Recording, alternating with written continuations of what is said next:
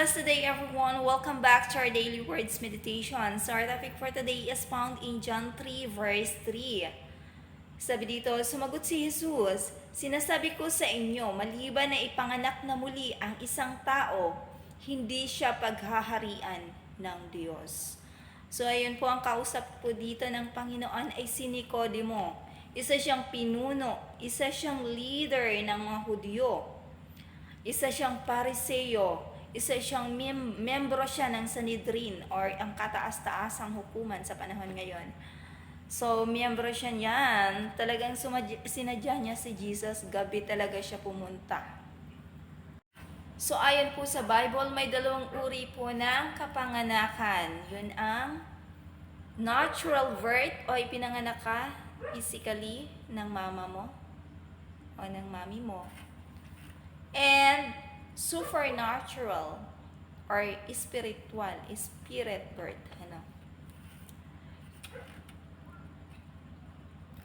Ang taong hindi pa naipapanganak muli ay hindi paghaharian ng Diyos. Ibig sabihin, ang salita ng Diyos ay hindi mananahan sa Kanya. So, kailangan ma-empty muna siya bago siya punan. So, kagaya ng wine sa Mateo 9 verse 17, hindi mo pwedeng i-pour sa lumang sisidlan dahil puputok ang wine. Puputok yung sisidlan at matatapon na yung wine. So, ganun din ang tao. Hindi siya pwedeng panahanan ng salita ng Diyos kung hindi pa siya nabuborn again in spirit. Ang taong hindi pa na ipapanganak sa espiritu, hindi talaga sila pinananahanan. I mean, yung nasa isip lang nila, memorize lang nila, pero wala sa puso. Memorize lang nila ang Bible verse, pero wala sa puso. Sabi ni Jesus sa verse 7, "Huwag kayong magtaka sa sinabi ko sa inyo. Lahat ay kailangang ipanganak na muli." So lahat, it is a must. Kailangan talaga na maipanganak kang muli. Sa espiritu,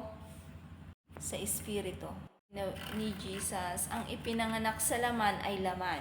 Ang ipinanganak sa espiritu ay espiritu. So, ayan. So, ang dalawang kapanganakan ng tao, natural or physical birth and supernatural or spiritual birth. Ang taong hindi pa na ipapanganak na muli ay buhay siya sa paningin ng tao, pero sa paningin ng Diyos, siya ay patay. Maaring kumikilos siya, nakikita mo siya, gumagalaw, kumikilos, namamasyal, pero buhay siya sa paningin ng tao, pero sa paningin ng Diyos, siya ay patay.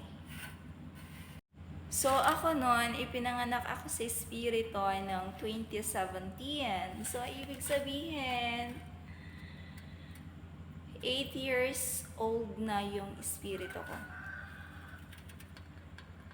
So, lahat daw kailangan ipanganak na muli. So, ayun. Yun ang hindi maintindihan ni Nicodemo. Kaya pumunta siya kay Jesus at nagtanong siya. Nagtanong siya kay Jesus ng pasekreto. So, gabi siya pumunta. Ayan. God bless everyone. Bye.